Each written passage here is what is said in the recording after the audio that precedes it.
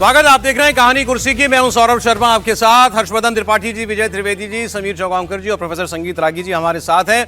आपको एक बड़ी खबर बताता हूं, रूसी राष्ट्रपति व्लादिमीर पुतिन के भारत दौरे की तारीखें अब सामने आ गई हैं। 2 दिन का उनका भारत आने का शेड्यूल तैयार हो गया है।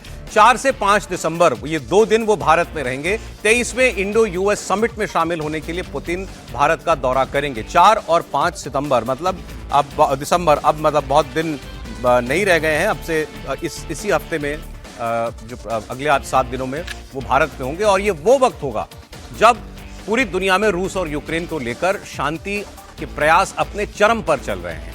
और उसमें क्या हो रहा है, उसका अपडेट अब मैं आपको देता हूं कि आखिर यूक्रेन और रूस का युद्ध रोकने के लिए अमेरिका क्या कर रहा है और यूरोप क्या कर रहा है। 4 साल से जारी इस जंग में सबसे बड़ी हलचल चल रही है। युद्ध को खत्म करने के लिए 28 पॉइंट का एक चार्टर बनाया था अमेरिका ने, जिस पर आरोप लगा कि यह तो रूस ने तैयार किया है। लेकिन उस पर अब रूस, यूक्रेन और यूरोप और अमेरिका, ये चारों पक्ष मिलकर बात कर रहे हैं। पुतिन ने इस बीच कल कुछ बड़ी बातें कही। उन्होंने कार्यक्रम में युद्ध रखने की अपनी साफ साफ क्लियर कट शर्त बता दी। यही एक शर्त है, इसी पर युद्ध रुक सकता है। रूस के कब्जे वाले इलाकों से यूक्रेनी सेना पीछे हट जाए। रूस के इलाकों से मतलब वो उन इलाकों को भी इसमें गिन रहे हैं जिनकी उन्होंने मांग की है कि इन्हें रूस का मान लिया जाए, यूक्रेन के हिस्से। इस वक्त आपको बता दें, रूस का यूक्रेन के लगभग 20% भूभाग पर कब्जा है। इनको तो वो अपना मानते ही हैं। इसमें वो डोनबास और लुहांस्क के दोनों प्रांत जो हैं वो डिमांड कर रहे हैं। नेटो यूक्रेन में नहीं आएगा, नेटो सेनाएं यूक्रेन में नहीं रहेंगी। प्लान में कहा गया कि रूस की तरफ से शांति प्रस्तावों को मानने पर उस पर लगे सारे प्रतिबंध अमेरिका और यूरोप की तरफ से हटा दिए जाएंगे। साथ ही यूरोप में रूस की जब्त की गई लगभग 2000 करोड़ रुपए की संपत्ति डीफ्रीज की जाएगी। ये बातें कल पुतिन ने कही हैं। एक बार मैं उनकी बात आपको सुना देता हूं, फिर डिटेल में बताएंगे कि आखिर रूस क्या चाह रहा है, यूक्रेन कहां अड़ा हुआ है और इसका मिडिल ग्राउंड क्या हो सकता है। Войска Украины уйдут из занимаемых ими территорий, вот тогда и прекратятся боевые действия. Не уйдут, мы добьемся этого вооруженным путем. तो साफ साफ वो तो ये कह रहे हैं कि भाई यूक्रेन पीछे हट जाए, युद्ध अपने आप खत्म हो जाएगा। ट्रंप प्रशासन ने दरअसल यूक्रेन की इस लड़ाई को रोकने के लिए जो 28 पॉइंट तैयार किए थे, अगले हफ्ते इसी मुद्दे पर अमेरिकी डेलीगेशन मॉस्को जाएगा। और पुतिन करीब करीब इस पूरे प्लान पर सहमत हैं। उन्होंने क्लियर कहा कि ये कोई ड्राफ्ट नहीं था, ये सब डिस्कशन के पॉइंट्स थे और उसी हिसाब से आगे का कदम उठाया जा रहा है। उन्होंने कहा ये 28 पॉइंट थे। इसके बाद यूरोप और अमेरिका और यूक्रेन ने मिलकर इनको 4-4 पॉइंट्स के अलग अलग हिस्सों में डिवाइड कर दिया है और उन पर हम अलग अलग बात करेंगे। तो वो इस बात को स्वीकार ये भी कर रहे हैं कि कई मुद्दों पर अमेरिका हमारी पोजीशन से सहमत है। Согласны, что это может быть положено в основу будущих договоренностей. Но было бы с моей стороны невежливо сейчас вот говорить о каких-то окончательных вариантах, но поскольку их нет. Некоторые вещи, они носят принципиальный характер, и в целом мы видим, что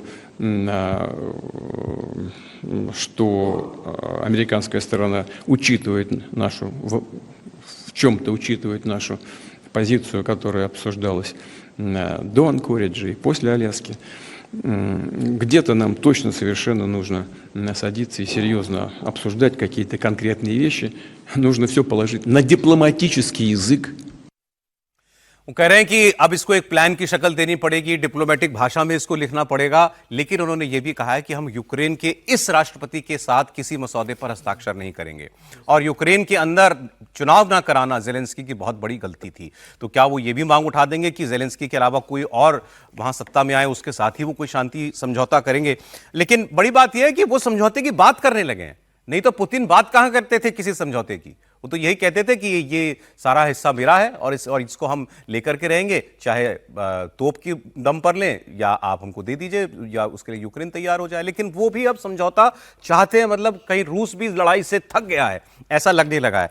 अब किसी ने, एक एक्सपर्ट ने, विदेशी एक्सपर्ट ने लिखा कि एक्चुअली जो जमीन पर इंप्लीमेंट होगा प्लान, रूस की दिमाग में वो प्लान क्या है।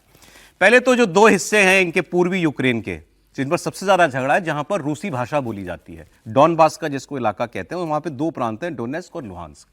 इन दोनों में इनकी सेनाएं घुस गई हैं, काफी हद तक इनके पास अब रूस के पास चला गया है। इन्होंने कहा ये दोनों तो हमारे, और ये आप हर दुनिया का हर आदमी अपने नक्शे में भी बताएगा कि ये रूस के हो गए। फिर दो जगह और हैं, ज़ैपोरिज़िया जहां पर न्यूक्लियर रिएक्टर है, एक बहुत बड़ा न्यूक्लियर प्लांट है, वो दोनों देश चाहते हैं, तो उसके भी कुछ हिस्से पर, और खेरसौन, इन दोनों हिस्सों पर भी आंशिक तौर पर रूस ने कब्जा कर लिया है। वहां ये कह रहे हैं कि जहां जितना हमने ले लिया उतना हमारा, बाकी यूक्रेन का। यूक्रेन की शक्ल में जो है समझौता, उनका कहना है कि जो जहां है वो वहीं रुक जाए। इतने के लिए ज़ेलेंस्की भी माना जा रहा है कि अब तैयार हो गए, जहां हो वहीं रुक जाओ, और उसके बाद जो हिस्सा जिसने ले लिया उस पर हम लोग बाद में बात करेंगे। ये उनके प्लान का हिस्सा है। लेकिन दोनों ही लोगों को एक बात समझ में आ रही है कि इस युद्ध में बहुत जानें जा रही हैं, इस युद्ध में लाशें गिर रही हैं, और पैसा बहुत खर्च हो रहा है, और पैसा दोनों के पास खत्म भी हो रहा है। यूक्रेन के पास अपना तो था नहीं, लेकिन अमेरिका ने हाथ पीछे खींच लिए हैं, और जो तेल से कमाई होती थी पुतिन की, वो कमाई भी धीरे धीरे कम हो रही है। तो कई बार कहते हैं वॉर का फटीग, कई बार वो आपको मेज पर ले आता है बात करने के लिए। क्या यही हुआ है वो, समीर जी? निश्चित रूप से मुझे लग रहा है कि पुतिन की दो तीन बातें बहुत महत्वपूर्ण है। एक तो उन्होंने जो कहा कि वो कभी यूरोप पर हमला नहीं करेंगे, और उन्होंने ये कहा कि मैं लिखकर देने को तैयार हूं यूरोप के देशों को कि मैं यूरोप पर कभी हमला नहीं करूंगा। ये जो यूरोप के देश आशंका जता रहे कि अगले साल पुतिन किसी यूरोप कंट्री पे हमला कर सकते हैं, तो बोले वो मैं लिख के देने को तैयार हूं, मेरा कोई इंटरेस्ट नहीं हमला करने में। लेकिन उन्होंने ये भी बहुत साफ कर दिया कि अगर ज़ेलेंस्की अड़े रहेंगे कि वो वहां के राष्ट्रपति बने रहे और उनके हिसाब से समझौता हो, तो वो संभव नहीं है। हमने काफी कब्जा कर लिया है, और अगर ज़ेलेंस्की नहीं मानेंगे तो हम आगे भी बढ़ सकते हैं। और 28 पॉइंट में उन्होंने जो बहुत काफी सहमति जताई है, और जिस तरीके से उन्होंने कदम आगे बढ़ा है, तो अब 4 और 5 तारीख को तो पुतिन भारत आ रहे हैं, प्रधानमंत्री मोदी से उनकी मुलाकात होगी। निश्चित रूप से यूक्रेन और जो रूस का युद्ध है उसके ऊपर बातचीत होगी, और फिर संगत का असर होता है ना। मोदी जी के साथ बैठेंगे तो जब जाएंगे तो वो कहेंगे कि भाई सबका साथ सबका विकास की बात करता हूं, मैं लड़ना नहीं चाहता हूं, और जो समझौता 28 सूत्रीय बना है उसमें मैं आगे बढ़ूंगा। मुझे लग रहा है 4 और 5 तारीख को जब पुतिन भारत आएंगे, प्रधानमंत्री मोदी के साथ जब उनकी बैठक होगी, तो तमाम जो उनकी शंकाएं हैं, जो उनके जो प्रश्न होंगे, प्रधानमंत्री उनके साथ बहुत सी चीजों पर चर्चा करेंगे, और प्रधानमंत्री की जो सलाह रहेगी पुतिन उसे लेकर साथ में जाएंगे, और आने वाले समय में पुतिन उसी पर आगे बढ़ेंगे जब 5 तारीख को भारत से वो वापस रशिया जाएंगे। तो मुझे लग रहा है कि उनकी यात्रा महत्वपूर्ण है, और उन्होंने संकेत दिए हैं इस बात के कि वो अब लड़ना नहीं चाहते हैं। और जिस तरीके से ट्रंप ने कह दिया था भाई कि 28 तारीख का अल्टीमेटम दिया हुआ था 27 तारीख का यूक्रेन को, यूक्रेन भी लगभग इस बात को मान चुका है कि अब उनके पास बहुत ज्यादा विकल्प नहीं है। लेकिन कल ज़ेलेंस्की की मैं आपको ताजा बयान दिखाता हूं, वो अभी भी बात जो है वो ऐसा नहीं है कि वो सरेंडर मोड में हो, वो अभी भी ये कह रहे हैं कि ये पुतिन की शर्तों पर सहमति नहीं होगी। नहीं, उन्होंने ये भी कहा कि एक बार सुन लेते हैं सर, फिर मैं आ जाता हूं। उन्होंने कहा कि पुतिन जंग रोकना नहीं चाहते, पुतिन लड़ाई जारी रखना चाहते हैं, और वो केवल एक दबाव समझते हैं, वो दबाव है इकोनॉमिक प्रेशर। आप उन पर इकोनॉमिक प्रेशर जब तक नहीं लगाएंगे, जब तक उनकी आय के स्रोत बंद नहीं करेंगे, तब तक पुतिन जंग नहीं रोकेंगे। और उन्होंने कहा कि हम सरेंडर कम से कम करने के लिए तैयार नहीं है। लेकिन ज़ेलेंस्की कुछ भी कहें, उनको भी बात समझ में आ गया है। वेस्टर्न मीडिया इस बात को खुलकर कहने लगा है, जो पूरी तरह यूक्रेन और ज़ेलेंस्की के साथ है, कि ये अब ज़ेलेंस्की का एंड गेम है। इस युद्ध को रोकने के अलावा अब और उनके पास कोई विकल्प नहीं है। नुकसान तो उनका हो चुका, ये उनको स्वीकार करना पड़ेगा, और आने वाले नुकसान से बचने के लिए। सर बिल्कुल ठीक बात है, नुकसान तो यूक्रेन का बहुत हो चुका, और वो कैसे, अभी बात कर रहे थे हम लोग कि कैसे दोबारा से निकल कर आएगा, दोबारा से खड़ा होगा, वो मुश्किल काम है। लेकिन इतना आसान नहीं होता। जैसे पुतिन साहब की जो जुबान है, वो सही बात है ना कि वो तो युद्ध रोकने के मूड में नहीं है, या इसको मैं ऐसे देखता हूँ कि युद्ध रोकने के मूड में से थोड़ा सा आगे बढ़े हैं वो, कि समझौते के लिए इसी तरह से बार्गेन करते हैं आप। जब समझौते की टेबल पर आप बैठ रहे हो तो फिर आप अकड़ के साथ बैठते हैं, फिर उससे थोड़ा सा नेगोशिएशन पर काम चलता है। और वही यूक्रेन के ज़ेलेंस्की भी उसी तरह से बिहेव कर रहे हैं कि वो किया जाए। और ज़ेलेंस्की ने जो बोला है कि उन पे इकोनॉमिक वो लगाना चाहिए प्रतिबंध, तो वो तो ट्रंप की जुबान है ना। लेकिन ट्रंप कहाँ डाल रहे हैं, मतलब जुबान तो वो ट्रंप की जुबान, हाँ, तो वो ट्रंप की भी जुबान वही है कि भाई इकोनॉमिक प्रेशर से ही उससे, क्योंकि युद्ध के तौर पर मैदान में तो नहीं लड़ सकते, नहीं जीत सकते पुतिन के साथ, वो एक बड़ा मुश्किल काम हो गया है।